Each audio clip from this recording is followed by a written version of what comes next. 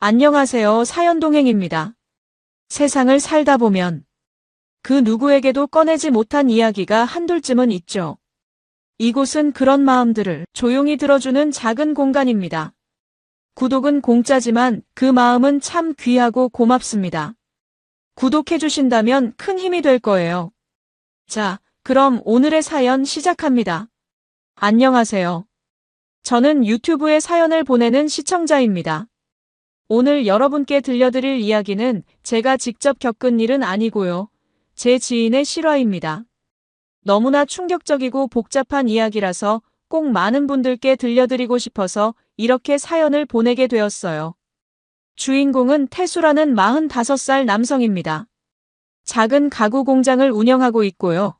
아내 민정이는 40살로 패션 쇼핑몰을 꽤 성공적으로 운영하고 있었어요. 결혼한 지는 15년 정도 되었고 아이는 없었습니다. 겉으로 보기에는 정말 평범하고 안정적인 부부였죠. 태수는 성실한 사업가였어요. 매일 아침 일찍 일어나서 공장에 나가고 저녁에는 집에 돌아와서 민정이와 함께 시간을 보내는 그런 평범한 생활을 하고 있었습니다. 가구 공장은 규모는 크지 않았지만 단골 고객들이 많아서 수입이 꽤 안정적이었어요. 태수는 정말 성실하고 착한 사람이었습니다.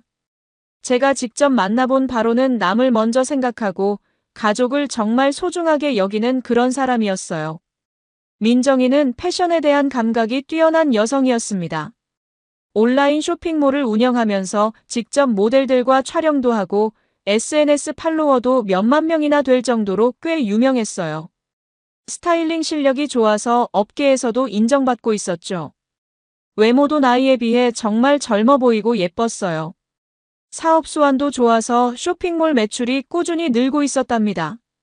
그날도 평범한 아침이었다고 해요. 태수는 아침 준비를 하면서 민정이에게 오늘 계획을 이야기했답니다. 여보, 오늘 오후에 시간 되면 같이 백화점 갈까? 오랜만에 데이트도 하고 저녁도 밖에서 먹자고 말이죠. 태수는 항상 이런 식으로 민정이와 함께 시간을 보내려고 노력했어요. 결혼한 지 15년이 되었지만 여전히 아내를 배려하고 사랑하는 마음이 가득했거든요. 민정이는 거울 앞에서 화장을 하다가 잠시 멈추고 미안한 표정을 지었어요. 미안해 여보, 오늘 갑자기 긴급 촬영이 잡혔어. 새로운 협찬업체에서 급하게 연락이 와서 오후 전체가 비워졌거든. 다음에 꼭 같이 가자고 대답했답니다. 민정이의 표정을 보면 정말 미안해하는 것 같았어요. 하지만 뭔가 조금 어색한 구석이 있었다고 해요. 사실 그런 일이 한두 번이 아니었다고 해요. 민정이의 쇼핑몰이 잘 되면서 갑작스러운 일정들이 자주 생겼거든요. 협찬업체와의 미팅이라든지 급작스러운 촬영이라든지 하는 일들이 늘어났어요. 태수는 처음에는 조금 섭섭했지만 아내가 하는 일이 잘 되는 게 좋은 일이니까 이해하려고 노력했습니다. 착한 남편이었거든요. 그래, 일이 우선이지. 대신 내일은 꼭 시간 내자고 태수가 말하자 민정이는 환하게 웃으며 태수의 볼에 뽀뽀를 해줬어요. 고마워 여보, 당신이 이렇게 이해해줘서 내가 일에 집중할 수 있는 거야 라고 말하면서요. 하지만 그 뽀뽀가 뭔가 의무적인 느낌이었다고 태수가 나중에 말했어요. 그날 오전 태수는 공장에서 신규 주문건들을 확인하고 직원들과 작업 일정을 조율했습니다. 평소와 다름없는 일상이었죠. 태수는 일에 정말 성실했어요. 직원들도 태수를 정말 좋아했고 거래처에서도 신뢰를 받는 사람이었습니다. 그런 태수가 이런 일을 당하게 될 줄은 그때 아무도 몰랐어요. 점심때쯤 되어서 태수는 가게 앞 정리를 하고 있었어요. 날씨가 좋아서 기분도 괜찮았다고 해요. 그런데 갑자기 태수의 눈에 익숙한 실루엣이 들어왔어요. 골목 건너편에서 민정이가 보인 거였어요. 그런데 뭔가 이상했답니다. 분명히 긴급 촬영이 있다고 했는데 혼자가 아니었거든요. 고급스러운 검은색 세단 앞에 서 있는 민정이의 모습이 보였고 차에서 내린 남자가 민정이에게 다가가는 것도 보였습니다. 거리상 얼굴까지는 정확히 보이지 않았지만 그 남자의 체격이나 옷차림새가 심상치 않았어요. 정장을 말끔하게 차려입고 시계도 반짝거리는 게 보통 사람은 아닌 것 같았죠. 그리고 쇼핑몰 광고 협찬사 임원인 박상호였어요. 민정이는 그 남자와 뭔가 대화를 나누더니 자연스럽게 조수석에 올라탔어요. 그것도 굉장히 편안하고 익숙한 모습으로 말이에요. 마치 여러 번 타본 듯한 자연스러움이었다고 해요. 그 순간 태수의 가슴이 묘하게 답답해졌다고 해요. 뭔가 설명할 수 없는 불안감이 스멀스멀 올라오기 시작했거든요. 다음 날 오후였어요. 태수는 거래처와 미팅을 마치고 돌아가는 길이었습니다. 평소와 다른 루트로 가다 보니 강남 쪽 호텔가를 지나게 되었어요. 신호 대기 중에 무심코 창밖을 보다가 태수는 자신의 눈을 의심할 수밖에 없는 장면을 목격했습니다. 오후 호텔 앞에서 거래차 지나던 태수는 로비에서 민정이와 박상호가 팔짱을 끼고 웃으며 들어가는 장면을 목격했어요. 두 사람의 모습은 정말 자연스러웠고 친밀해 보였습니다. 마치 연인처럼 다정하게 웃으면서 호텔 안으로 사라져갔죠. 태수의 심장이 쿵쾅거리기 시작했어요. 신호가 바뀌어도 한동안 움직일 수가 없었답니다. 마치 시간이 멈춘 것 같은 기분이었다고 해요. 뒤에서 경적이 울려서야 태수는 정신을 차리고 차를 움직였지만 머릿속은 완전히 하얘졌어요. 지금 본 게 정말 민정이일까? 설마 잘못 본 건 아니겠죠? 하지만 15년을 함께 산 아내의 모습을 잘못 볼 리가 있겠습니까? 게다가 어제 본 그 남자와 똑같은 사람이었어요. 태수는 급하게 차를 돌려서 그 호텔 앞으로 다시 갔지만 이미 두 사람의 모습은 보이지 않았어요. 주차장에 차를 세우고 한참을 그 자리에 앉아 있었답니다. 손이 덜덜 떨리는 게 느껴졌고 목구멍이 바짝 말랐어요. 이런 상황을 어떻게 받아들여야 할지, 어떻게 행동해야 할지 감이 오지 않았어요. 혹시 민정이가 정말 일 때문에 그 남자와 만난 건 아닐까? 협찬업체 임원이니까 중요한 계약 이야기를 하러 호텔 레스토랑에 간 건 아닐까? 하지만 마음 한편으로는 불안감이 계속 커져갔어요. 팔짱을 끼고 걷는 모습이 너무 자연스러웠거든요. 처음 만나는 사이라면 그렇게 친밀할 수가 없었을 텐데 말이에요. 그리고 민정이의 표정도 정말 행복해 보였어요. 남편인 태수와 있을 때보다도 더 밝고 즐거워 보였거든요. 그날 저녁 민정이는 평소보다 더 밝은 표정으로 집에 돌아왔습니다.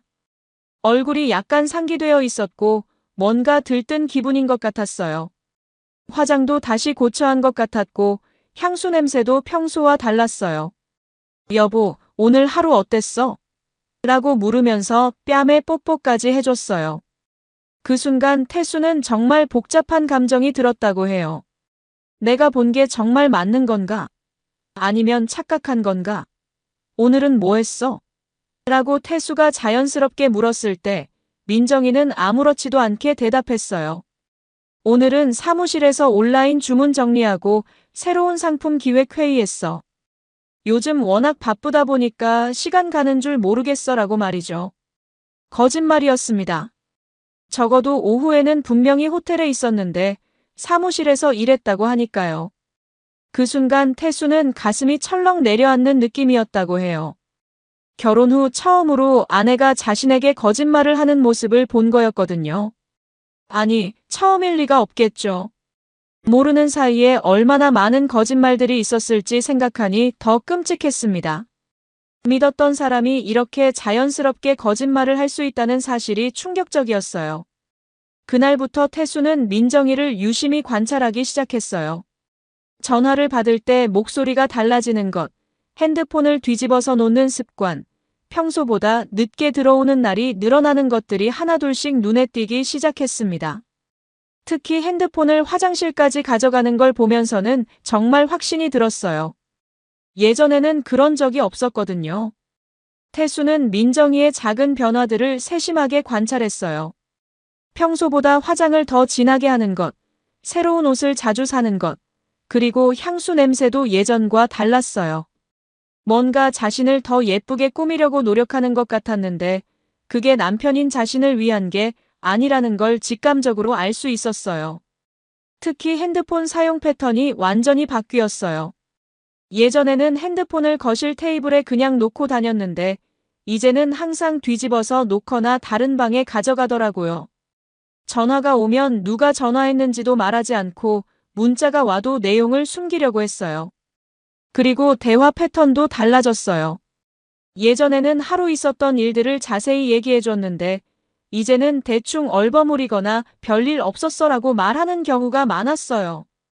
태수가 오늘 뭐 했어? 라고 물으면 잠시 망설이다가 대답하는 것도 이상했고요. 무엇보다 부부관계도 확연히 달라졌어요. 예전에는 자연스럽게 스킨십도 하고 대화도 많이 했는데 이제는 태수가 다가가면 피하려고 하거나 바쁘다는 핑계를 대더라고요. 마치 태수와의 접촉을 꺼리는 것처럼 보였어요.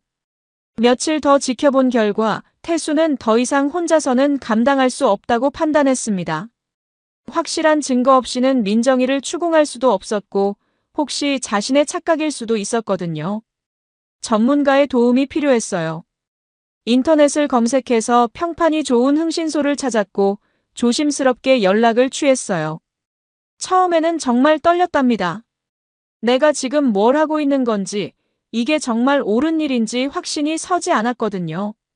결혼 15년 만에 아내를 의심해서 흥신소까지 고용한다는 게 말이 되나 싶었어요.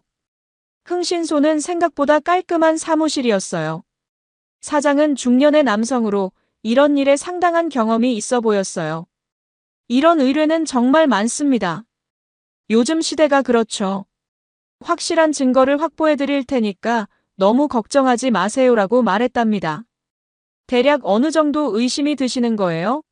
라고 흥신소 사장이 물었을 때 태수는 지금까지 관찰한 내용들을 자세히 설명했어요. 핸드폰 사용 패턴 변화, 귀가 시간 변화, 거짓말하는 모습들까지 모든 걸 얘기했죠. 아, 이 정도면 거의 확실하네요. 보통 이런 패턴을 보이면 90% 이상 불륜이 맞습니다. 며칠만 조사해보면 확실한 증거를 잡을 수 있을 거예요. 오 사장의 말에 태수는 어느 정도 안심이 되었지만 동시에 씁쓸하기도 했어요. 내가 정말 이런 일을 해야 하는 상황까지 온 건지 싶어서 말이죠. 결혼할 때는 평생 함께 하겠다고 약속했는데 이제는 아내를 감시해야 하는 처지가 되었다니. 인생이 참 아이러니하다는 생각이 들었어요. 흥신소에서는 민정이의 일상을 철저히 조사하기 시작했어요. 어디를 가는지, 누구와 만나는지, 얼마나 오랫동안 함께 있는지까지 세세하게 추적했답니다. 태수는 집에서 평소와 다름없이 지내면서 보고를 기다렸어요. 이틀 후, 첫 번째 보고가 왔습니다. 민정이가 정기적으로 강남의 한 호텔을 방문한다는 것, 그리고 함께 가는 남자의 신원까지 파악되었어요. 박상호라는 이름의 40대 후반 남성으로 민정이의 쇼핑몰에 광고를 협찬하는 업체의 임원이라고 했습니다. 보통 주 2-3회 정도 만나는 것 같고 매번 2-3시간 정도 호텔에 있다가 나옵니다. 완전히 정기적인 관계인 것 같네요. 요 흥신소 직원의 보고를 듣는 순간 태수의 마음은 정말 복잡했어요. 그 순간 태수는 모든 퍼즐 조각들이 맞춰지기 시작하는 걸 느꼈어요. 협찬업체 임원이라. 그러니까 민정이가 말했던 새로운 협찬업체가 바로 이 사람 회사였던 거군요. 긴급 촬영, 강남 스튜디오, 픽업 서비스. 모든 게 그럴듯한 핑계였던 셈이었습니다. 이 박상호라는 사람에 대해서 더 자세히 알 수 있을까요? 태수가 물었을 때 흥신소에서는 이미 조사를 해놨다고 했어요. 45세, 기혼자였다가 5년 전에 이혼했고 현재는 혼자 살고 있습니다. 광고 대행사를 운영하고 있고 경제적으로는 꽤 여유가 있는 편이에요. 5년 전에 이혼했다는 말이 태수의 마음에 걸렸어요. 그럼 이 사람도 한 번 결혼에 실패한 경험이 있는 거군요. 그런 사람이 왜 또 다른 사람의 가정을 파괴하려고 하는 걸까? 이해할 수 없었어요. 며칠 후 더욱 충격적인 증거들이 나왔습니다. 호텔 로비와 엘리베이터의 CCTV 영상이었어요. 민정이와 박상호가 정말 친밀하게 껴안고 키스하는 모습까지 선명하게 찍혀 있었어요. 그리고 민정이가 그 남자에게 보낸 문자 메시지도 확보되었답니다. 문자 메시지 내용을 보는 순간 태수는 정말 충격받았어요. 오늘 너와 함께해서 정말 행복했어. 이런 시간들이 더 많아졌으면 좋겠어라는 내용부터 시작해서 당신 때문에 내가 다시 살아나는 것 같아. 이런 감정을 느낄 수 있을 거라고 생각 못했어 같은 애정 표현들이 가득했어요. 가장 충격적인 건 남편에게는 절대 들키면 안 돼. 우리만의 비밀로 간직하자라는 내용이었어요. 완전히 확신범이었던 거죠. 태수에게는 거짓말을 하면서 박상우와는 이런 진한 감정을 나누고 있었다니. 오늘 너와 함께해서 정말 행복했어. 이런 시간들이 더 많아졌으면 좋겠어라는 내용을 본 순간 태수는 정말 세상이 무너지는 느낌이었다고 해요. 15년 동안 쌓아온 모든 것들이 한순간에 허물어지는 기분이었어요. 믿었던 사람에게 배신당한다는 게 이런 느낌인지 처음 알았답니다. 분노보다는 허탈감이 더 컸어요. 어떻게 이런 일이 자신들에게 생길 수 있을까? 부부 사이가 그렇게 나빴던가? 아니면 내가 남편으로서 부족했던 건가? 온갖 생각들이 태수의 머릿속을 맴돌았습니다. 언제부터 민정이의 마음이 변한 걸까? 혹시 자신이 놓친 신호들이 있었던 건 아닐까? 더 관심을 가지고 대화했다면 이런 일을 막을 수 있었을까? 하지만 이제는 후회해도 소용없었어요. 이미 일은 벌어졌고 확실한 증거도 있었으니까요. 이제 어떻게 할지 결정해야 했습니다. 흥신소 사장은 보통 이런 경우에는 상간자 소송을 제기하는 분들이 많다고 조언해줬어요. 일단 모든 증거를 정리해서 가져가세요. 변호사와 상담해보시고 어떻게 진행할지 결정하시면 됩니다. 필요하면 추가 증거도 더 수집할 수 있어요. 태수는 모든 증거 자료를 받아들고 흥신소를 나왔어요. 손에 든 봉투가 무겁게 느껴졌습니다. 이 안에 15년 결혼 생활의 끝이 들어있다고 생각하니 정말 씁쓸했어요. 하지만 이제는 돌이킬 수 없었습니다. 진실을 알았으니 행동해야 했어요. 증거를 손에 쥔 채 집으로 돌아가는 태수의 발걸음은 정말 무거웠어요. 이제 어떻게 해야 할지, 민정이와 어떻게 이야기를 나눠야 할지 막막했습니다. 화가 나기보다는 실망감이 더 컸어요. 15년이라는 시간이 이렇게 쉽게 무너질 수 있는 건지 믿기지 않았거든요. 차 안에서 한참을 그 자리에 앉아 있었어요. 흥신소에서 받은 사진들을 다시 한번 들여다보니 더욱 가슴이 아팠습니다. 민정이가 박상우와 함께 웃고 있는 모습, 손을 잡고 호텔로 들어가는 장면, 엘리베이터 안에서 키스하는 모습까지. 모든 게 너무나 생생했어요. 특히 민정이의 표정이 가장 충격적이었어요. 자신과 함께 있을 때보다 훨씬 밝고 행복해 보였거든요. 마치 그 남자와 함께 있을 때가 진짜 살아있는 시간이라는 듯한 표정이었죠. 그동안 자신과 함께 있던 시간들은 뭐였을까? 그냥 의무적으로 버텨온 시간이었던 걸까? 문자 메시지 내용도 다시 읽어봤어요. 오늘 너와 함께해서 정말 행복했어. 이런 시간들이 더 많아졌으면 좋겠어라는 글을 보니 더욱 마음이 아팠습니다. 민정이가 자신에게는 한 번도 이런 말을 해본 적이 없었거든요. 언제부터 우리 사이가 이렇게 멀어진 걸까? 집 앞에 도착했지만 쉽게 들어갈 수가 없었어요. 이제 민정이와 마주 앉아서 이 모든 걸 얘기해야 한다는 생각에 발걸음이 무거웠습니다. 어떻게 시작해야 할까? 화를 내야 할까? 아니면 차분하게 이야기해야 할까? 머릿속이 복잡했어요. 집 문을 열고 들어가니 민정이는 거실에서 TV를 보고 있었어요. 평소와 다름없는 모습이었답니다. 웃으면서 여보, 일찍 왔네. 저녁 뭐 먹을까? 라고 묻는 모습을 보니 태수는 더욱 기가 막혔어요. 이렇게 자연스럽게 연기를 할 수 있다니. 정말 모르는 사이에 아내는 완전히 다른 사람이 되어 있었던 거군요. 민정이는 평소보다도 더 밝아 보였어요. 뭔가 좋은 일이 있었다는 듯한 표정이었죠. 아마 오늘도 박상우와 만났기 때문일 거예요. 그 생각을 하니 더욱 화가 났습니다. 남편 앞에서 불륜 상대와 만난 기분 좋은 표정을 그대로 드러내다니. 민정아, 잠깐 앉아봐. 할 말이 있어라고 태수가 진지하게 말하자 민정이의 표정이 살짝 굳어졌어요. 뭔가 눈치를 챈 것 같았습니다. 하지만 여전히 무슨 일이야? 갑자기 왜 그래? 라고 태연하게 물었어요. 그 태연함이 더욱 화나게 만들었습니다. 태수는 테이블 위에 사진들과 문자 메시지 내용을 정리해서 놓았습니다. 호텔 앞에서 팔짱을 끼고 들어가는 사진, 엘리베이터 안에서 포옹하는 모습, 그리고 애정 표현이 담긴 문자 메시지들까지 모든 걸 다 보여줬어요. 하나하나 차례대로 민정이 앞에 펼쳐놓으면서 이게 뭐야? 라고 물었습니다. 민정이는 처음에는 놀란 표정을 지었지만 곧 체념한 듯한 얼굴로 변했어요. 변명을 하거나 부인하려고 하지도 않았답니다.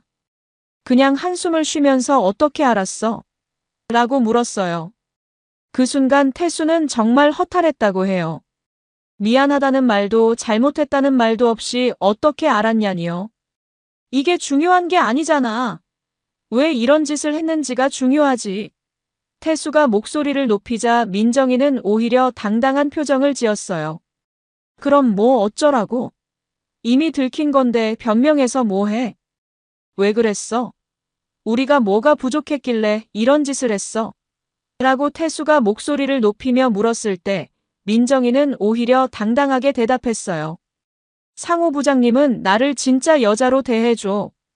당신처럼 그냥 같이 사는 사람이 아니라 한 명의 매력적인 여자로 봐주신다고라고 말이죠. 그 말을 듣는 순간 태수는 정말 화가 치밀어 올랐다고 해요. 15년 동안 한 가정을 꾸리고 서로 의지하며 살아온 시간들이 그렇게 의미 없는 것이었나요? 그럼 우리 결혼 생활은 뭐였어? 15년이 그냥 시간 낭비였다는 거야? 시간 낭비는 아니었지만 이제는 다른 삶을 살고 싶어. 상호 부장님과 함께하면 내가 정말 살아있다는 느낌이 들어라고 민정이의 말은 더욱 매정했습니다. 마치 태수와의 결혼 생활이 죽어있는 시간이었다는 듯이 말하니까요. 그럼 왜 진작 말하지 않았어? 왜 이렇게 몰래 바람을 피웠어? 태수가 따져 물었을 때 민정이는 말해봤자 당신이 이해했겠어? 그냥 내가 변덕스럽다고 생각했을 거잖아 라고 대답했어요. 이해하려고 노력했을 거야. 적어도 이렇게 속이지는 않았을 텐데. 태수의 목소리가 더욱 커졌지만 민정이는 오히려 차가운 표정이었어요. 노력? 당신이 언제 노력했어? 맨날 일만 하고 집에 와서는 TV만 보고. 나와 진짜 대화해본 게 언제야? 그 말에 태수는 할 말이 없었어요. 분명히 최근 몇 년간 부부 사이의 대화가 줄어든 건 사실이었거든요. 하지만 그렇다고 해서 불륜이 정당화되는 건 아니잖아요. 그래도 이렇게 하는 건 아니지. 말로 해결할 수 있었잖아. 이미 늦었어. 상호 부장님을 만나고 나서야 알았어. 내가 얼마나 갇혀서 살고 있었는지를. 이제는 돌아갈 수 없어. 민정이의 목소리에는 확신이 담겨 있었어요. 이미 마음의 결정을 내린 것 같았습니다. 그럼 이혼하자. 더 이상 같이 살 수 없어라고 태수가 단호하게 말했을 때 민정이는 오히려 시원한 표정을 지었어요. 좋아, 그게 서로에게 나을 것 같아. 재산은 공평하게 나누고 깔끔하게 정리하자라고 대답했답니다. 그 순간 태수는 정말 허탈했어요. 15년 결혼 생활이 이렇게 간단하게 끝나는 거였나? 민정이에게는 그동안의 시간들이 정말 아무 의미가 없었던 걸까? 그럼 우리가 함께했던 시간들은 뭐야? 정말 아무것도 아니었어? 아무것도 아니었다는 건 아니야. 하지만 이제는 다른 길을 가야 할 때인 것 같아. 서로 붙잡고 있어봤자 불행해질 뿐이야. 민정이는 의외로 차분했어요. 이미 오래전부터 이런 생각을 하고 있었던 것 같았습니다. 그렇게 두 사람의 15년 결혼 생활은 끝나는 듯 했어요. 하지만 태수가 가만히 있을 수는 없었어요. 저 박상호라는 남자에게도 책임을 묻고 싶었거든요. 남의 가정을 파탄낸 것에 대한 법적 책임 말이죠. 다음 날 태수는 바로 변호사를 찾아갔습니다. 상간자 소송과 이혼 소송을 동시에 진행하기로 했어요. 변호사는 태수가 가져간 증거들을 보고 이 정도면 충분히 승소할 수 있다고 했습니다. 적어도 법적으로는 태수가 피해자라는 것을 인정받을 수 있을 것 같았어요.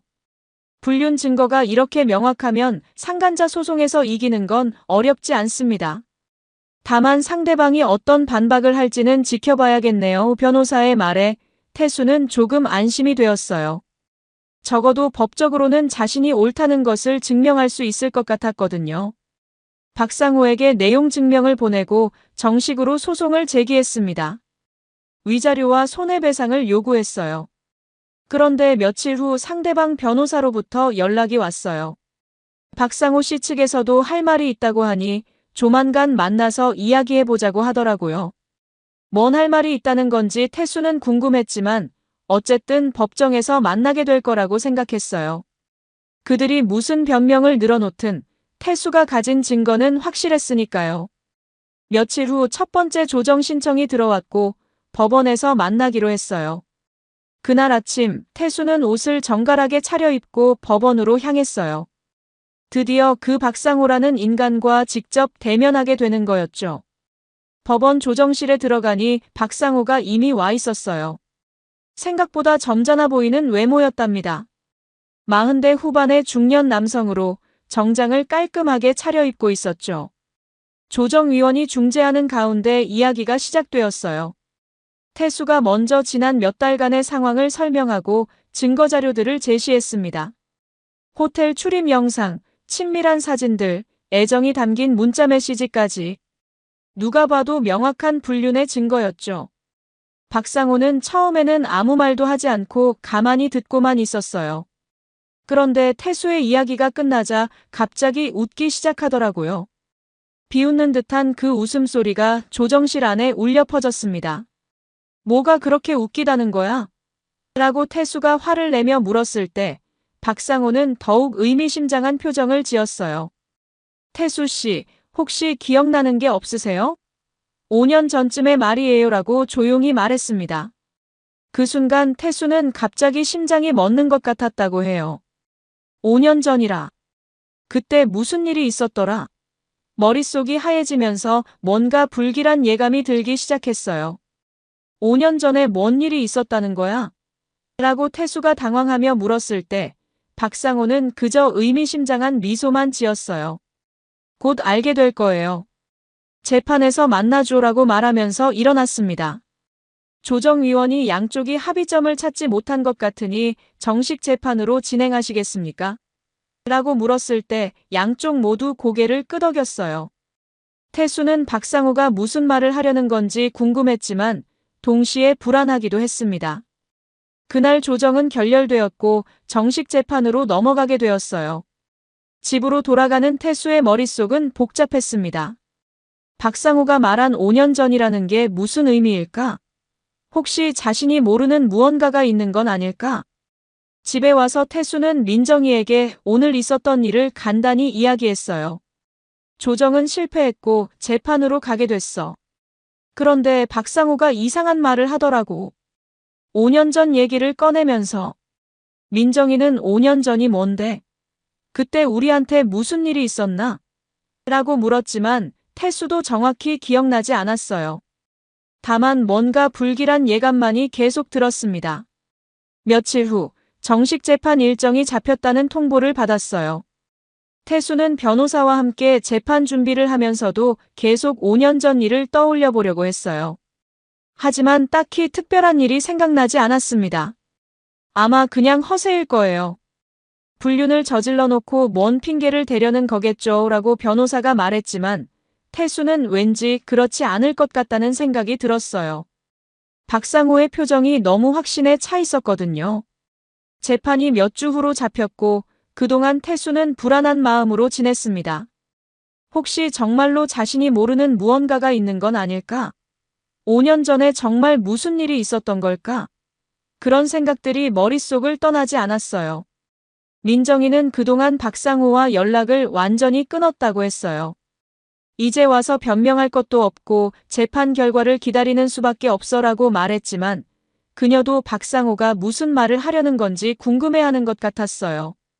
드디어 재판 당일이 다가왔습니다. 태수는 긴장된 마음으로 법원으로 향했어요. 오늘 박상호가 말하려던 5년 전 그 일의 정체가 무엇인지 드러날 것이었습니다.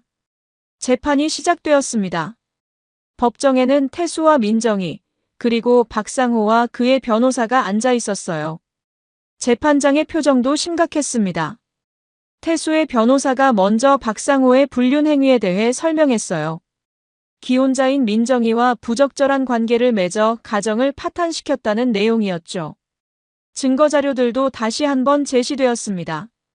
호텔 출입 영상, 친밀한 사진들, 애정이 담긴 문자 메시지까지 누가 봐도 명확한 불륜의 증거들이었어요. 태수는 이 정도면 충분히 이길 수 있을 거라고 생각했습니다. 하지만 박상호 측 변호사의 반박이 시작되자 분위기가 달라졌습니다. 존경하는 재판장님, 이 사건의 진짜 가해자는 따로 있습니다. 5년 전 원고인 태수 씨가 저희 의뢰인의 가정을 먼저 파괴했습니다. 그때까지 태수는 5년 전 일이 법정에서 나올 거라고는 전혀 예상하지 못했어요. 하지만 더 충격적인 일이 기다리고 있었습니다. 박상호의 변호사가 서류 봉투에서 또 다른 증거를 꺼내더군요. 그런데 그 증거 속에 낯익은 사진이 포함되어 있는 거예요. 태수가 보기에도 익숙한 장소, 익숙한 사람들. 그런데 그 사진을 자세히 보는 순간 태수는 정말 혈압이 오르는 걸 느꼈어요. 바로 5년 전 태수와 박상호의 아내가 함께 여행을 간 사진이었어요. 부산 해변에서 손을 잡고 걷는 모습, 호텔 앞에서 웃으며 포옹하는 모습까지 모든 게 선명하게 찍혀 있었습니다. 법정에서 박상호가 웃으며 말했습니다. 이혼 사유가 나만인 줄 아십니까? 태수 씨, 우리 집도 한번 무너졌었죠. 그 순간 태수는 정말 세상이 무너지는 기분이었어요. 방청석에 앉아있던 민정이의 얼굴도 창백해졌습니다. 재판장이 양쪽 증거를 검토하더니 말했습니다. 이 사건은 단순한 불륜 사건이 아니라 상호 복수의 성격을 띠고 있는 것 같습니다. 5년 전 사건과 현재 사건의 연관성을 자세히 살펴봐야겠습니다. 태수는 머릿속이 하얘졌어요. 5년 전 그 일이 이렇게 다시 돌아올 줄은 꿈에도 몰랐거든요. 그때는 그냥 순간적인 실수라고 생각했는데 그게 이렇게 큰 복수의 씨앗이 될 줄이야. 박상호가 증인석에 섰을 때 그는 담담하게 말했습니다. 5년 전 태수 씨 때문에 제 가정이 완전히 무너졌습니다. 아내는 저를 떠났고 저는 혼자가 되었죠. 그런데 태수 씨는 아무 일 없었다는 듯이 행복하게 살고 있더라고요. 그래서 복수를 결심하신 겁니까? 재판장이 물었을 때 박상호는 고개를 끄덕였어요. 처음에는 그랬습니다. 하지만 민정 씨와 지내면서 진짜 사랑이 생겼어요. 이제는 복수가 아니라 진심입니다. 그 말을 듣는 순간 방청석의 민정이가 충격을 받은 듯 고개를 떨구었어요. 자신이 복수의 도구로 시작되었다는 사실을 법정에서 공식적으로 확인한 거였죠. 재판이 계속 진행되면서 5년 전 일의 전모가 드러났습니다. 태수는 출장지인 부산에서 거래처 담당자였던 김수진과 하룻밤을 보냈고 그 일은 조용히 묻혔다고 생각했어요.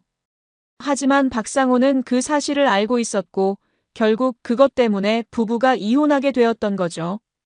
태수 씨는 그 일을 그냥 실수라고 생각하셨겠지만 저에게는 인생을 바꾼 사건이었습니다. 라고 박상호가 증언했을 때 태수는 할 말이 없었어요.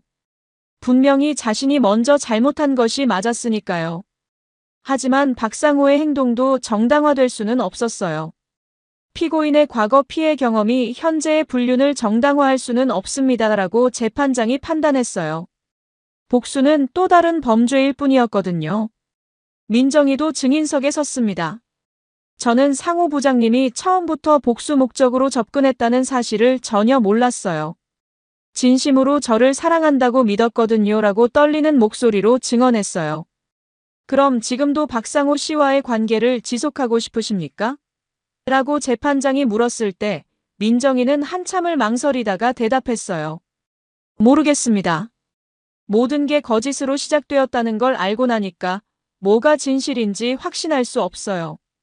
박상호는 지금은 정말 진심으로 민정 씨를 사랑한다고 주장했지만 이미 신뢰는 무너진 상태였어요. 민정이는 자신이 복수의 도구였다는 사실에 큰 충격을 받았고 박상호에 대한 감정도 완전히 변해버렸습니다. 재판은 몇 차례 더 진행되었지만 결론은 복잡했어요. 5년 전 태수의 잘못과 지금의 박상호의 잘못이 얽혀 있어서 누가 더 큰 책임이 있는지 판단하기 어려웠거든요.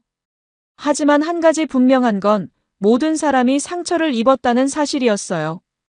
결국 재판부는 양쪽 모두에게 일정 부분의 책임이 있다고 판결했습니다. 박상호는 민정이에게 위자료를 지급하고 태수 역시 5년 전 일에 대한 도덕적 책임을 인정해야 한다는 내용이었어요. 하지만 누구도 완전한 승리자가 될 수 없는 결과였죠. 민정이는 재판 후 박상호와 완전히 연락을 끊었어요. 복수로 시작된 사랑이라는 게 진짜 사랑일 수 있을까요? 저는 더 이상 믿을 수가 없어요라고 말했습니다. 태수와 민정이는 결국 이혼을 하기로 결정했어요. 서로에 대한 신뢰가 완전히 무너졌거든요. 박상호는 재판 후 완전히 자취를 감췄어요. 회사에서도 사직했고 연락처도 바뀌었다고 들었어요. 아마 자신이 저지른 일의 무게를 감당하기 어려웠을 거예요. 복수는 성공했지만 그 과정에서 자신도 모든 걸 잃어버린 거죠. 3년이 흘렀습니다. 지금 태수는 혼자 작은 집의 마당에 앉아 있어요. 이혼 후 민정이는 서울로 이사를 갔고 태수는 이 작은 도시에 남아서 공장을 계속 운영하고 있습니다. 처음 몇 달은 정말 힘들었지만 시간이 지나면서 혼자 사는 것에도 익숙해졌어요. 민정이와는 가끔 안부 정도만 주고받아요. 그녀는 서울에서 새로운 사업을 시작했다고 하더라고요.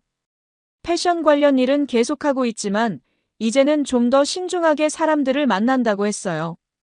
그 일로 많은 걸 배웠다고 하더군요. 박상호는 그 후로 완전히 소식이 끊어졌어요.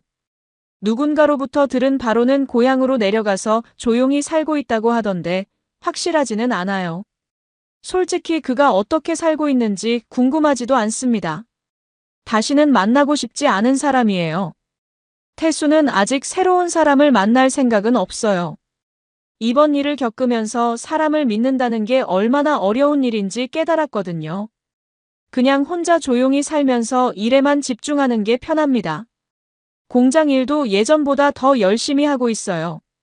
가끔 이 모든 일들을 되돌아보면 정말 한 편의 드라마 같았다는 생각이 들어요.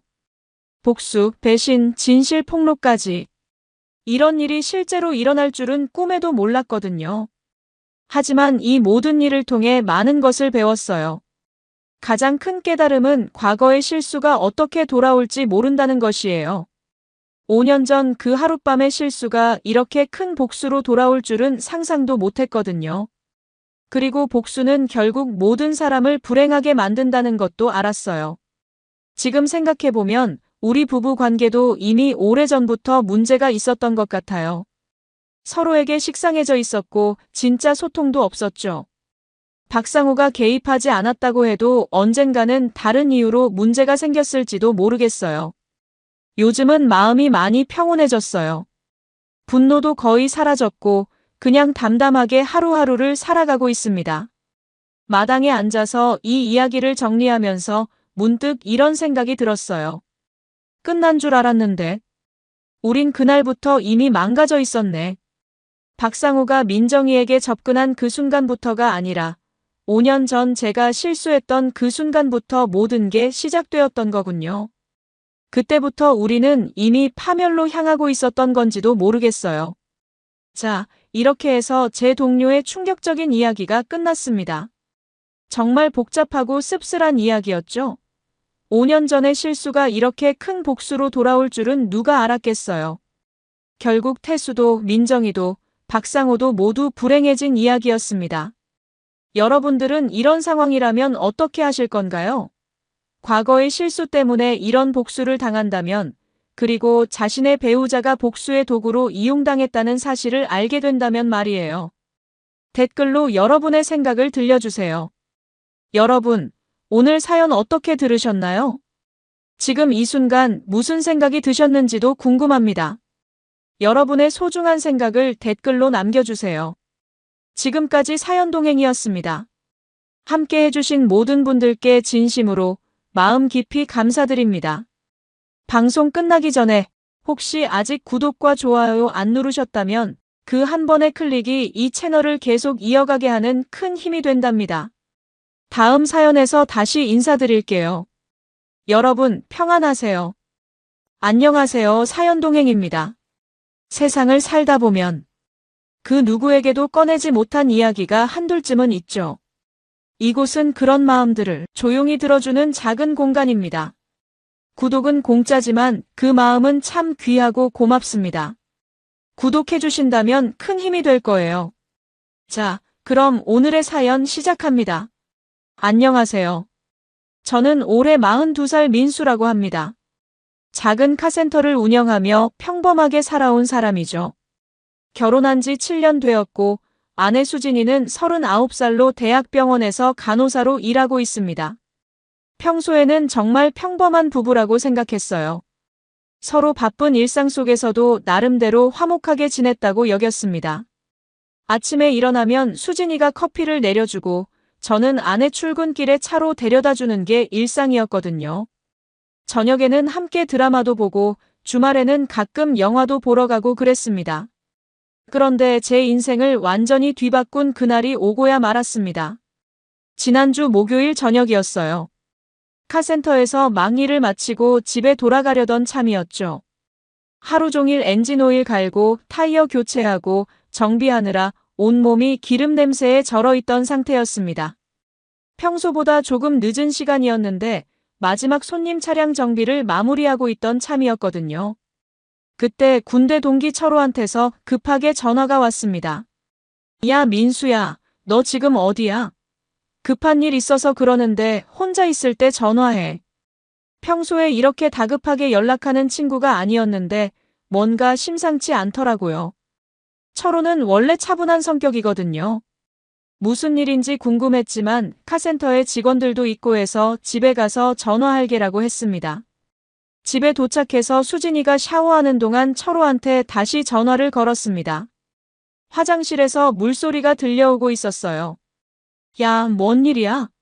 목소리가 이상하더라. 야, 이거 너 꼭 봐야겠다. 링크 보낼게. 철호 목소리에 뭔가 떨림이 있었어요. 평소 농담 잘하고 밝은 친구인데 이렇게 진지한 톤으로 말하는 건 처음 들어봤거든요. 무슨 일인데? 하고 물어봤지만 일단 봐. 그리고 나서 얘기하자라고만 하더라고요. 뭔가 불길한 예감이 들었지만 카카오톡으로 온 링크를 클릭했습니다. 그 순간 제 세상이 무너져 내렸습니다. 해외 성인 사이트였는데 화면에 나타난 건 호텔방 침대 위에 두 사람이었어요. 첫 번째 충격은 그런 사이트가 갑자기 떴다는 것이었는데 두 번째 충격은 그보다 훨씬 컸습니다. 그 여자가 바로 제 아내 수진이었거든요. 처음엔 눈을 의심했어요. 설마 이럴 리가 없다고 생각했습니다. 하지만 화면을 자세히 들여다볼수록 의심의 여지가 없었어요. 처음엔 믿을 수가 없었어요. 비슷하게 생긴 다른 사람이겠지, 그냥 착각이겠지 했는데 자세히 보니까 틀릴 수가 없더라고요. 결혼 반지, 제가 생일 선물로 해준 목걸이, 심지어 어깨에 있는 작은 점까지 완전히 일치했습니다. 그 목걸이는 작년 수진이 생일 때 백화점에서 고민하고 고민해서 산 거였어요. 은으로 된 작은 하트 펜던트였는데 수진이가 정말 좋아했거든요. 그리고 어깨 뒤쪽에 있는 점도 결혼 전부터 알고 있던 거였고요. 상대는 백인 남성이었는데 얼굴도 선명하게 나와 있었어요. 키가 크고 금발에 파란 눈을 가진 서구권 사람이었습니다. 그런데 더 충격적인 건 호텔 창밖으로 보이는 풍경이었어요. 지난달 수진이가 의료기기 전시회 때문에 출장 갔다던 그 도시의 야경이 그대로 보이더라고요. 수진이는 그때 의료기기 박람회에 간다고 했었거든요. 3박 4일 일정이라고 하면서 바쁠 것 같다고 연락도 별로 못할 거라고 미리 말해뒀었어요. 그래서 그 기간 동안 연락이 뜸했던 것도 당연하다고 생각했었는데 이제 보니 전혀 다른 이유였던 거죠. 손이 떨려서 핸드폰을 제대로 잡을 수도 없었습니다. 심장이 미친 듯이 뛰고 머리가 어지러웠어요. 이게 꿈인지 현실인지 구분이 안 됐습니다. 그때 철호가 다시 전화를 걸어왔어요. 민수야, 괜찮아? 이게 진짜야? 목소리가 떨려서 제대로 말도 나오지 않았어요.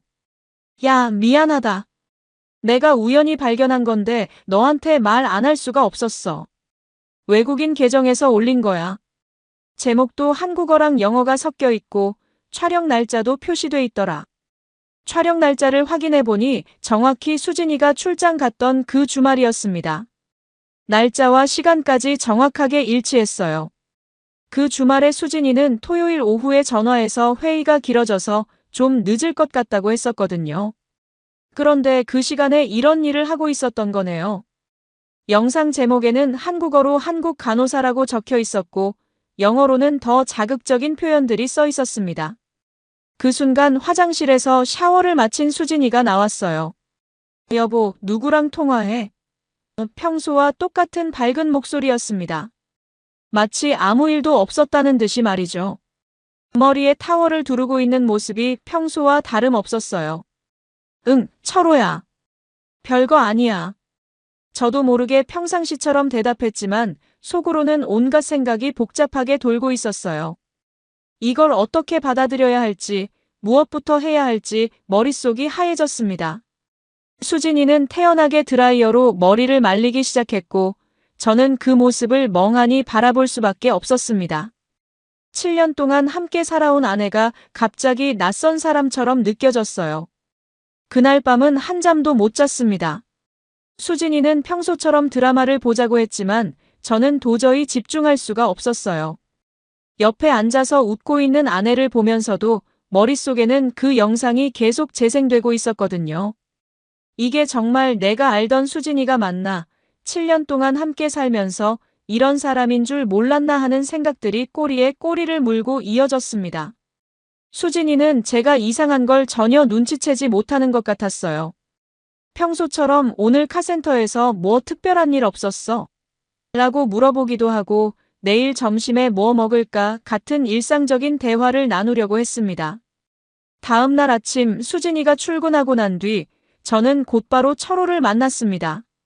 카센터 문을 열기도 전에 급한 마음에 철호한테 전화를 걸었어요. 야, 지금 시간 있나? 만나서 얘기 좀 해야겠다. 당연히 시간 있지. 어디서 만날까?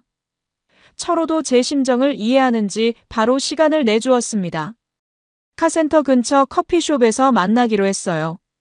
평소에 자주 가던 곳이었는데 이런 얘기를 할 장소로는 적절하지 않다는 생각이 들었지만 어쩔 수 없었습니다. 어떻게 그 영상을 발견했는지 정확히 어떤 사이트인지 자세히 물어봤어요. 야, 솔직히 말할게. 나도 그런 사이트 가끔 들어가잖아. 그런데 우연히 추천 동영상에 떴는데 썸네일 보고 깜짝 놀란 거야. 처음엔 닮은 사람인 줄 알았는데 자세히 보니까. 철호도 많이 당황해했지만 친구로서 알려줄 의무가 있다고 생각했다더라고요. 야, 나도 이거 너한테 말할까 말까 밤새 고민했어. 하지만 나라도 알고 싶을 것 같아서. 철호의 얘기를 듣고 보니 정말 우연히 발견한 게 맞는 것 같았어요. 집에 돌아와서 다시 그 영상을 자세히 살펴봤습니다. 이번에는 감정적으로 받아들이려고 하지 말고 증거를 찾는 관점에서 봐야겠다고 생각했어요. 영상의 업로드 날짜, 촬영 장소, 상대방의 정보 등을 꼼꼼히 확인했습니다. 사이트에 표시된 업로드 계정명은 MIKKUREA 2024였고 프로필을 보니 한국에서 활동하는 외국인 같았어요. 그리고 댓글들을 보니 이 여자 정말 예쁘다. 한국 간호사 맞나? 같은 내용들이 여러 개 달려 있었습니다. 조회수도 이미 수천 명이 봤더라고요. 더 충격적인 건 이 영상이 하나가 아니라는 사실이었습니다. 같은 계정에 비슷한 영상이 몇 개 더 올라와 있었어요. 모두 같은 호텔방에서 촬영된 것 같았고 수진이와 그 남자가 찍힌 영상들이었습니다. 날짜를 보니 출장 기간 동안 하루씩 올라온 거더라고요. 그러니까 3박 4일 출장 동안 매일 이런 짓을 하고 있었다는 뜻이었습니다. 제가 집에서 출장 잘 다녀와 조심해라고 문자 보내고 있을 때 아내는 이런 일을 하고 있었던 거죠. 그날 저녁 수진이가 돌아왔을 때도 평소와 전혀 다를 바 없었습니다. 여보, 오늘 하루 어땠어? 나는 정말 바빠 죽을 뻔했네라고 하면서 자연스럽게 일상 얘기를 했어요. 병원에서 있었던 일, 동료들과의 대화, 환자들 얘기까지 자세하게 말해주더라고요. 그 모습을 보면서 정말 소름이 돋았습니다. 어떻게 이렇게 태어날 수 있을까? 죄책감은 전혀 없는 걸까 하는 생각이 들었어요. 아니면 제가 모르는 다른 사정이 있는 걸까? 혹시 억지로 당한 건 아닐까 하는 생각도 해봤지만 영상을 보면 그런 상황은 아니었거든요. 며칠 더 지켜보면서 평소 수진이의 행동 패턴을 유심히 관찰했습니다. 핸드폰을 볼 때의 표정, 누군가와 메시지를 주고받을 때의 모습, 출근할 때와 퇴근할 때의 분위기 등을 세심하게 봤어요. 그런데 이상한 게 하나도 없었습니다.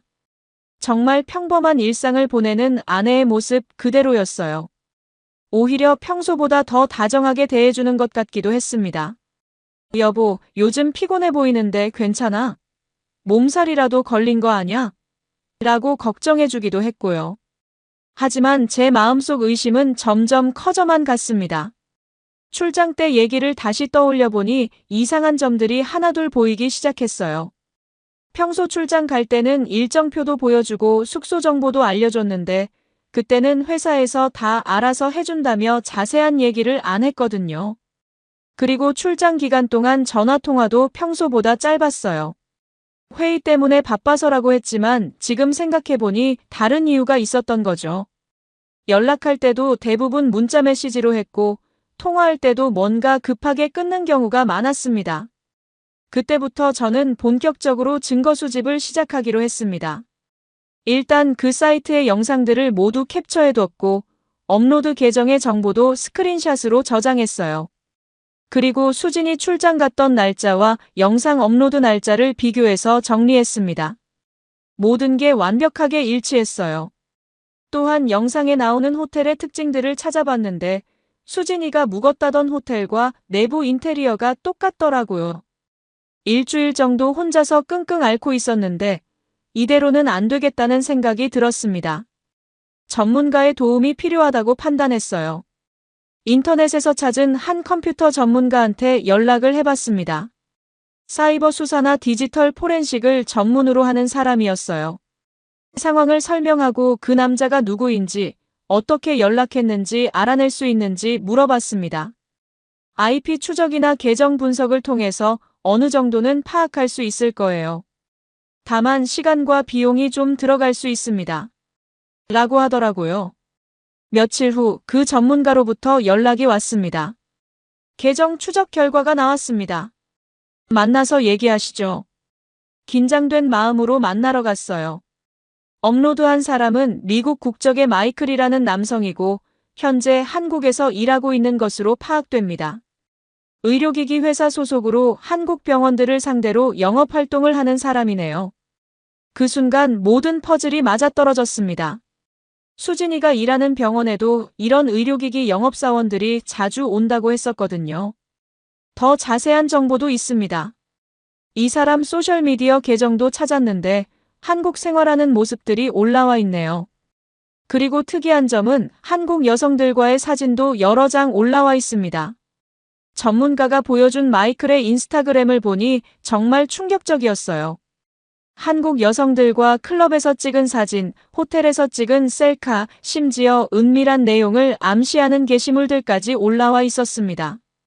이 사람이 한국에 와서 이런 식으로 지내고 있었던 거네요. 그리고 더욱 놀라운 사실을 알게 되었습니다. 마이클의 계정에 올라온 사진 중에 수진이와 함께 찍은 사진도 있었어요. 물론 얼굴은 나오지 않았지만 손목에 차고 있는 시계나 반지로 봐서 수진이가 분명했습니다. 사진 설명에는 한국의 아름다운 간호사와 함께라고 영어로 적혀 있었고요. 댓글에는 외국인 친구들이 부럽다, 한국 여자 정말 예쁘다 같은 반응을 달아놨더라고요. 이제 확실한 증거가 생겼으니 다음 단계를 생각해야 했습니다. 변호사를 만나보기로 했어요. 가족법 전문 변호사를 찾아서 상담을 받았습니다. 이런 경우 불법 촬영과 유포, 그리고 상간자 소송 두 가지 방향으로 갈 수 있습니다.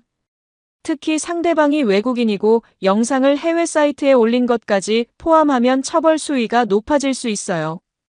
변호사는 제가 가져간 증거들을 보더니 이 정도면 충분히 승소할 수 있는 사안입니다 라고 말했습니다. 다만 한 가지 조건이 있어요. 아내분이 이 사실을 전혀 모르고 있다면 좀 더 신중하게 접근해야 합니다. 혹시 몰래 촬영된 건 아닌지 아니면 다른 협박이나 강요가 있었던 건 아닌지 확인해 봐야 해요. 변호사의 말을 듣고 보니 그럴 가능성도 있었습니다. 하지만 영상을 다시 보니 그런 상황은 아닌 것 같았어요. 자연스럽게 대화하는 모습도 나오고 웃고 있는 장면도 있었거든요. 집에 돌아와서 수진이를 유심히 관찰해 봤습니다. 혹시 누군가한테 협박을 받고 있거나 강요당하고 있는 건 아닌지 말이에요. 하지만 평소와 다른 점을 전혀 찾을 수 없었습니다. 오히려 최근 들어서 기분이 더 좋아 보이기까지 했더라고요. 콧노래도 자주 부르고 화장하는 시간도 늘어났어요. 새로운 향수도 샀더라고요. 이런 모습들을 보니 협박이나 강요보다는 자발적인 관계였다는 확신이 들었습니다. 며칠 후 변호사로부터 연락이 왔어요. 추가로 조사해본 결과 마이클이라는 남성이 한국에서 이런 일을 상습적으로 해온 것 같습니다. 다른 피해 사례들도 몇 개 파악되었어요. 정말 어이가 없었습니다. 수진이만 당한 게 아니라 이런 식으로 여러 한국 여성들을 상대로 이런 짓을 해왔다는 거였어요. 그리고 이 사람이 소속된 회사에서도 이미 몇 차례 징계를 받은 이력이 있습니다. 한국 직원들과의 부적절한 관계 때문이었죠. 그때부터 저는 더욱 치밀하게 증거를 수집하기 시작했습니다. 마이클의 소셜미디어 게시물들을 모두 캡처했고 수진이와 관련된 모든 흔적들을 찾아서 정리했어요. 또한 수진이가 그 출장 기간 동안 사용한 신용카드 내역도 확인해 봤습니다. 가족 카드였기 때문에 제가 볼 수 있었거든요. 그런데 정말 어이없는 게 호텔 룸서비스 요금, 비싼 레스토랑 식사 비용, 심지어 성인용품점에서 결제한 내역까지 다 나와 있었어요. 이제 모든 준비가 끝났습니다. 법적 대응을 위한 증거도 충분했고 상황도 명확하게 파악되었어요. 하지만 문제는 어떻게 이 일을 처리할 것인가였습니다. 조용히 이혼 절차를 밟을 수도 있었지만 저는 다른 방법을 생각하고 있었어요. 수진이가 지금까지 저를 속여왔듯이 저도 마지막까지 비밀을 유지하면서 완벽한 타이밍에 모든 걸 공개하고 싶었습니다. 마침 다음 주가 저희 결혼기념일이었어요. 매년 이때쯤이면 양가 부모님들이 모여서 식사를 하곤 했습니다. 시댁과 처가가 한자리에 모이는 거의 유일한 기회였죠. 작년에도 그렇게 했었고 올해도 이미 약속이 잡혀 있는 상태였습니다. 저는 바로 그 자리를 선택했어요. 수진이의 부모님과 제 부모님, 그리고 가까운 친척들까지 모든 사람 앞에서 진실을 공개하기로 결심했습니다. 결혼기념일 전날 밤, 저는 마지막 준비를 했습니다. 노트북에 모든 증거자료를 정리해뒀고 USB에도 백업해뒀어요. 영상, 사진, 계정정보, 신용카드 내역, 호텔 예약 확인서까지 모든 것이 완벽하게 준비되어 있었습니다. 변호사와도 마지막으로 통화해서 법적 절차에 대해 확인했어요. 내일 공개하시면 그 다음 주부터 바로 소송 절차에 들어갈 수 있습니다. 증거가 워낙 명확해서 큰 문제 없을 거예요. 그날 밤 수진이는 평소보다 더 들떠 보였습니다. 내일 부모님들 뵙는 거 정말 기대된다. 올해는 특별히 좋은 레스토랑으로 예약했잖아. 7년 동안 정말 행복했는데 앞으로도 계속 이렇게 살았으면 좋겠어. 그 말을 들으면서 정말 아이러니하다는 생각이 들었어요. 수진이는 내일 자신에게 무슨 일이 일어날지 전혀 모르고 있었거든요. 여보, 근데 요즘 좀 이상한 것 같아. 뭔가 고민이라도 있어? 예전보다 말수도 적어지고 표정도 어두워진 것 같은데. 수진이가 걱정스러운 표정으로 물어봤어요. 지난 몇 주 동안 제가 이상하게 행동한 걸 눈치챈 모양이었습니다. 아니야, 그냥 카센터 일 때문에 좀 스트레스 받고 있어. 별거 아니야. 거짓말이었지만 어쩔 수 없었어요. 내일까지만 참으면 되는 거였으니까요. 다음 날 아침 수진이는 일찍부터 준비를 시작했습니다. 평소보다 더 정성스럽게 화장을 하고 새로 산 옷을 입었어요. 오늘은 정말 특별한 날이니까 예쁘게 입어야지. 그 모습을 보면서 복잡한 기분이 들었습니다. 몇 시간 후에는 모든 게 바뀔 텐데 지금은 이렇게 행복해하고 있으니까요. 저도 평소처럼 정장을 입고 준비했어요. 노트북 가방에는 모든 증거 자료가 들어 있었습니다. 레스토랑에 도착했을 때 양가 부모님들이 이미 와 계셨어요. 시아버지, 시어머니, 장인어른, 장모님, 그리고 처남 부부까지 총 8명이 한 테이블에 앉았습니다. 분위기는 화기애애했어요. 우리 민수 수진이 결혼한 지 벌써 7년이나 됐구나. 정말 시간 빠르다. 장인어른이 감회 깊은 표정으로 말씀하셨어요. 두 사람 정말 잘 살고 있는 것 같아서 보기 좋아요. 시어머니도 만족스러운 표정이셨습니다.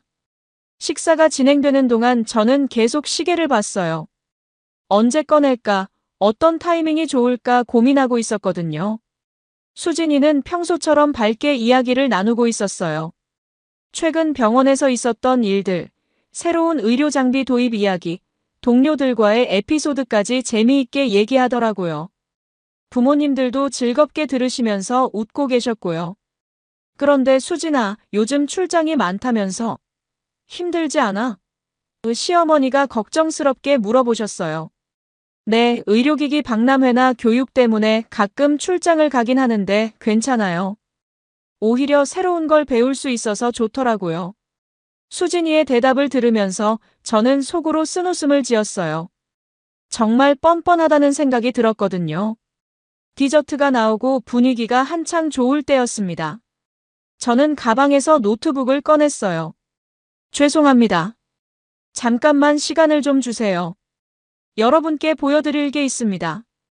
갑자기 분위기가 조금 어색해졌어요. 무슨 일이야, 민수야?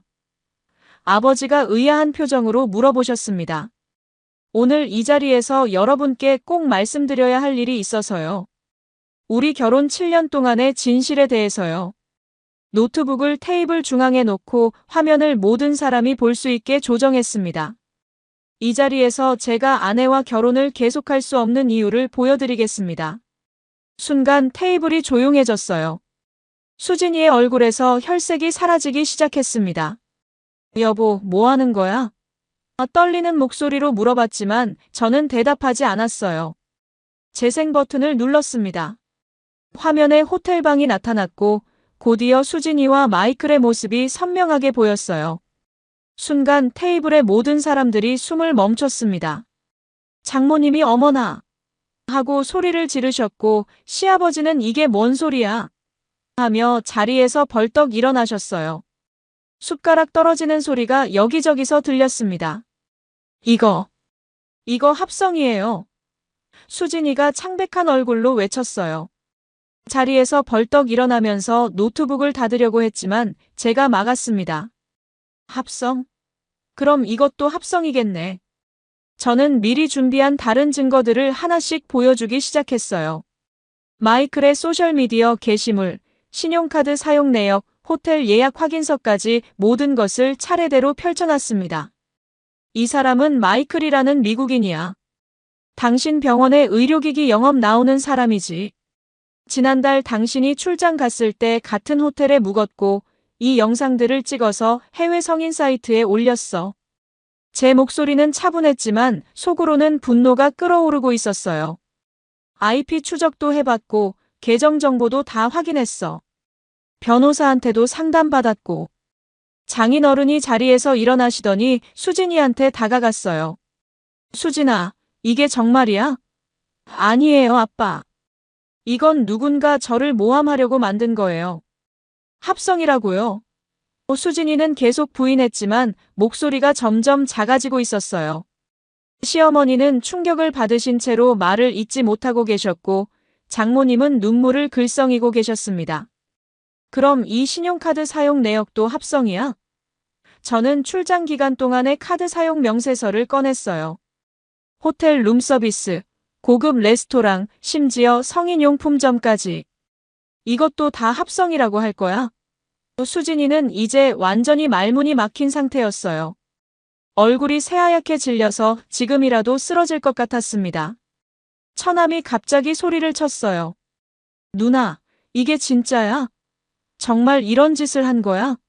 아니야, 정말 아니라고. 수진이는 끝까지 부인했지만 이미 모든 증거가 나와 있는 상황이었어요. 시아버지가 분노에 찬 목소리로 말씀하셨습니다. 이 배은망덕한 것이 우리 아들을 이렇게 배신하다니. 레스토랑의 다른 손님들도 저희 테이블을 쳐다보기 시작했어요. 소란이 점점 커지고 있었거든요. 매니저가 와서 조용히 해주시기 바랍니다라고 말했지만 이미 상황은 통제 불가능한 지경에 이르렀습니다. 장모님이 수진이한테 다가가서 뺨을 때리셨어요. 이 못된 거사. 어떻게 이런 짓을 할 수가 있어. 어머니, 정말 아니에요. 누군가 저를 함정에 빠뜨리려고.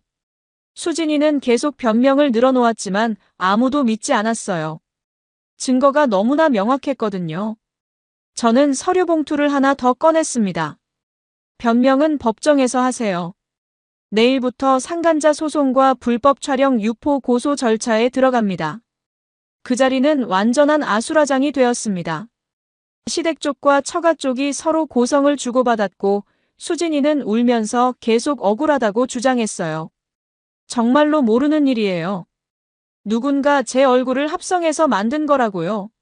하지만 이미 너무 많은 증거가 나와 있는 상황에서 그런 변명이 통할 리 없었죠. 레스토랑에서 나온 후 양가 가족들은 따로 모여서 이야기를 나누기로 했어요. 시댁에서는 당장 이혼하라고 하셨고 처가에서는 일단 진정을 확인해 보자고 하셨지만 분위기상 이미 결론은 정해진 상태였습니다. 저는 그 자리에서 더 이상 논의할 것도 없다. 법적 절차를 밟겠다고 선언했어요. 집에 돌아온 후 수진이는 계속 울면서 제게 매달렸습니다. 여보, 정말 믿어줘. 나는 그런 일을 한 적이 없어. 누군가 나를 모함하고 있는 거야. 하지만 저는 더 이상 들을 이유가 없었어요. 그만해. 모든 증거가 나와 있는데 뭘 더 말하려고 그래. 그럼 내가 정말 그런 일을 했다고 생각하는 거야? 생각하는 게 아니라 확실해. 그날 밤부터 저는 별실에서 잤습니다. 수진이는 며칠 동안 계속 사과하고 매달렸지만 제 마음은 이미 돌아설 수 없는 지경에 이르렀어요. 오히려 이런 상황에서도 계속 거짓말을 하는 수진이를 보면서 더욱 실망스러웠습니다. 진심으로 뉘우치고 사과한다면 모를까 끝까지 발뺌하는 모습을 보니 정말 답답했어요. 다음 주부터 본격적인 법적 절차가 시작되었습니다. 변호사를 통해 상간자 소송을 제기했고 마이클에 대해서는 불법 촬영 및 유포 혐의로 고소했어요. 수진이 쪽에서도 변호사를 선임했지만 증거가 워낙 명확해서 승소 가능성이 높다고 했습니다. 이 정도 증거면 1심에서 바로 승소할 수 있을 거예요. 마이클은 처음에는 모든 걸 부인했습니다. 하지만 디지털 포렌식을 통해 그의 핸드폰과 컴퓨터에서 추가 증거들이 나왔어요. 수진이와 주고받은 메시지들, 더 많은 사진과 영상들, 심지어 다른 한국 여성들과의 비슷한 내용들까지 발견되었습니다. 이 사람이 정말 상습적으로 이런 일을 해왔다는 게 명확하게 드러났어요.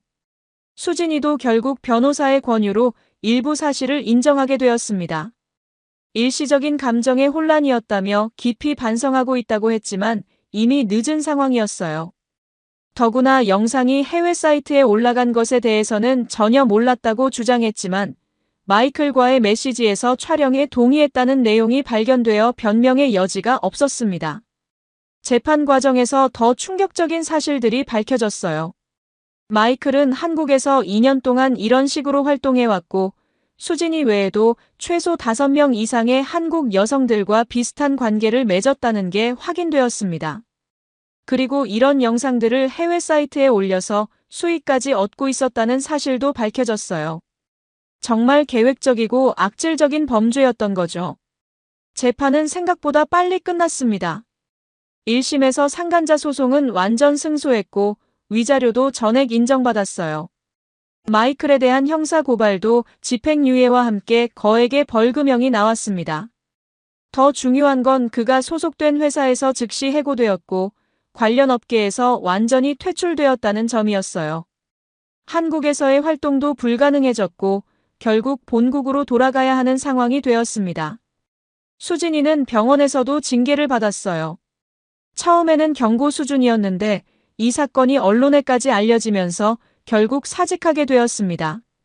의료진의 도덕성 문제가 대두되었고 병원 입장에서도 더 이상 수진이를 보호할 수 없는 상황이 된 거죠.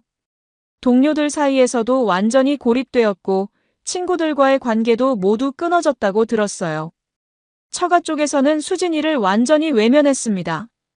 장인어른은 이런 딸을 둔 게 부끄럽다며 연락을 끊으셨고 장모님도 얼굴 보기 싫다고 하셨어요.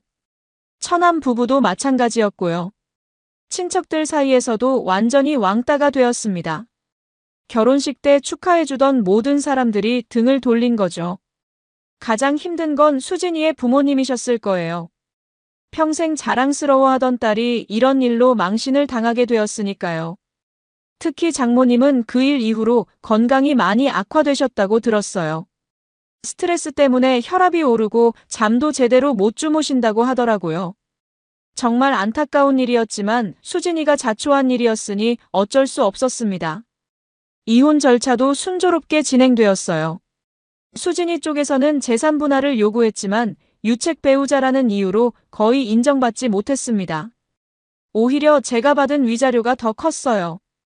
집도 제 명의였고 카센터도 제가 혼자 운영하던 거라 수진이가 가져갈 게 별로 없었습니다. 수진이는 이혼 후에 어디로 갔는지 정확히 모르겠어요. 부모님 집에도 못 들어가고 친구들한테도 연락할 수 없는 상황이 되었으니까요. 들리는 얘기로는 다른 지역으로 이사 갔다고 하는데 확실하지는 않습니다. 새로운 직장을 구하는 것도 쉽지 않을 거예요. 이런 일이 있었다는 게 알려지면 어디서도 받아주지 않을 테니까요. 마이클은 한국을 떠나기 전에 한 번 저한테 연락해 왔어요. 정말 미안하다. 일이 이렇게 될 줄 몰랐다고 하면서 용서를 구하더라고요. 하지만 저는 당신이 한 일의 무게를 이제라도 제대로 느끼라고 하면서 전화를 끊었습니다. 그 후로는 연락이 없었어요. 법정에서 마지막으로 수진이를 봤을 때의 모습이 아직도 기억에 남아 있어요. 완전히 초췌해진 얼굴로 고개를 숙이고 있던 모습 말이에요. 7년 전 결혼식 때의 아름답고 행복해하던 모습과는 완전히 다른 사람 같았습니다. 하지만 그때도 진심 어린 사과보다는 변명에 가까운 말들만 늘어놓더라고요. 재판이 모두 끝난 뒤 저는 이혼 서류에 도장을 찍으면서 그동안의 무게를 내려놓는 기분이었습니다. 7년이라는 시간이 한순간에 무너져 내렸지만 동시에 새로운 시작이라는 생각도 들었어요. 거짓으로 얼룩진 결혼 생활보다는 혼자 사는 게 훨씬 낫다는 확신이 들었습니다. 위자료와 합의금으로 카센터를 리모델링했어요. 새로운 장비도 들여놓고 작업 공간도 더 넓게 만들었습니다. 직원들도 한 명 더 늘렸고요. 소문이 나면서 오히려 손님들이 더 많이 찾아오기 시작했어요. 정말 힘든 일을 겪으셨네요. 앞으로는 좋은 일만 있을 거예요 라고 격려해 주시는 분들이 많았습니다. 일에 집중하다 보니 시간이 빨리 지나갔어요. 아침 일찍 나와서 저녁 늦게까지 일하는 게 오히려 마음이 편했습니다. 집에 혼자 있을 때보다 카센터에서 차를 만지고 있을 때가 더 평안했거든요. 손님들과 대화하는 것도 즐거웠고 복잡한 정비 작업에 몰두하다 보면 다른 생각이 들지 않아서 좋았어요. 주변 사람들이 재혼에 대한 얘기를 꺼내기도 했지만 아직은 생각이 없었어요. 좋은 사람 소개해 줄까? 라고 하시는 분들도 계셨지만 정중히 거절했습니다. 지금은 혼자서도 충분히 행복하다고 느꼈거든요. 억지로 누군가와 함께할 이유가 없다는 생각이었어요. 가끔 수진이 생각이 날 때도 있었어요. 특히 처음 만났을 때나 결혼 초기에 행복했던 기억들이 떠오르곤 했습니다. 하지만 그럴 때마다 서랍 속에 보관해둔 USB를 보면서 마음을 다잡았어요. 그 USB에는 모든 증거 자료가 들어있었거든요. 그걸 볼 때마다 이게 내가 다시 숨 쉴 수 있게 된 날의 증거지라고 중얼거렸습니다. 몇 달 후에 철호가 찾아왔어요. 야, 그때 내가 알려준 게 잘 된 일이었지? 물론이지. 내가 아니었으면 계속 속고 살았을 거야. 처음엔 말할까 말까 정말 고민했거든. 친구 사이에 이런 얘기하기가 쉽지 않잖아. 철호 덕분에 진실을 알 수 있었다고 진심으로 감사했어요. 카센터 매출도 예전보다 많이 늘었어요. 정직하고 성실하게 일한다는 소문이 나면서 단골 손님들이 늘어났거든요. 사장님 성격이 깔끔하고 믿을만하다는 입소문이 퍼졌나 봐요. 손님들 중에는 제 사연을 알고 계신 분들도 있어서 정말 대단하시네요. 저였으면 그렇게 차분하게 대처하지 못했을 것 같아요 라고 말씀해 주시기도 했습니다. 특히 기억에 남는 건 한 할아버지 손님이었어요. 오래된 소나타를 가지고 오셔서 정비를 맡기시면서 하신 말씀이 있었거든요. 젊은 사장님, 힘든 일 겪으셨다고 들었는데 이렇게 꿋꿋하게 사시는 모습이 정말 보기 좋습니다. 인생은 넘어지는 게 문제가 아니라 어떻게 일어나느냐가 중요한 거거든요. 그 말씀이 가슴에 깊이 와닿았어요. 1년이 지나고 나니 마음도 많이 안정되었습니다. 처음엔 분노와 배신감에 잠 못 이루는 날들이 많았는데 이제는 그런 감정들도 많이 사라졌어요. 오히려 그 일을 통해서 제 자신이 더 강해졌다는 느낌이 들었습니다. 예전에는 남들의 시선을 많이 의식했는데 이제는 제 삶에만 집중하게 되었거든요. 주말에는 등산을 하거나 낚시를 가곤 했어요. 혼자만의 시간을 즐기는 법을 배웠다고 할까요? 산에 오르면서 맑은 공기를 마시고 조용한 강가에서 낚시대를 들이우고 있으면 마음이 정말 평온해졌습니다. 결혼했을 때는 이런 취미 생활을 할 시간도 없었는데 오히려 지금이 더 자유롭고 행복한 것 같았어요. 가끔 수진이 소식이 들려오기도 했어요. 다른 지역에서 작은 병원에 취직했다가 또 그만두기를 반복하고 있다더라고요. 어디를 가도 과거 일 때문에 오래 버티지 못하는 것 같았습니다. 처음엔 안타깝다는 생각도 들었지만 이제는 그냥 남의 일처럼 느껴졌어요. 자신이 한 일의 대가를 치르고 있는 거니까요. 마이클은 미국으로 돌아간 후 완전히 연락이 끊어졌어요. 아마 본국에서도 이런 일로 문제가 되었을 거예요. 한국에서 벌인 일들이 현지 언론에도 보도되었거든요. 국제적으로 망신을 당한 셈이죠. 그의 소셜미디어 계정들도 모두 삭제되었고 흔적을 찾을 수 없게 되었습니다. 법원에서 받은 위자료는 카센터 확장뿐만 아니라 부모님께 용돈도 드릴 수 있었어요. 이런 식으로 받은 돈이지만 그래도 부모님께는 효도하고 싶다고 말씀드렸더니 내가 당한 일에 비하면 이 정도 보상은 당연한 거다라고 하시더라고요. 시부모님들도 처음엔 미안해하셨지만 민수야, 내가 잘못한 게 아니니까 당당하게 살아라고 격려해 주셨습니다. 이제는 그 USB를 꺼내볼 일도 거의 없어졌어요. 처음엔 복수의 증거로 간직했던 건데 이제는 그냥 과거의 한 추억 정도로 여겨집니다. 가끔 정리를 하다가 발견하면 아, 이런 일도 있었구나 하는 정도죠. 그만큼 마음이 많이 정리되었다는 뜻이겠죠. 새로운 인연에 대한 마음의 준비도 조금씩 생기고 있어요. 아직은 적극적으로 만날 생각은 없지만 좋은 사람이 나타난다면 거부하지는 않을 것 같아요.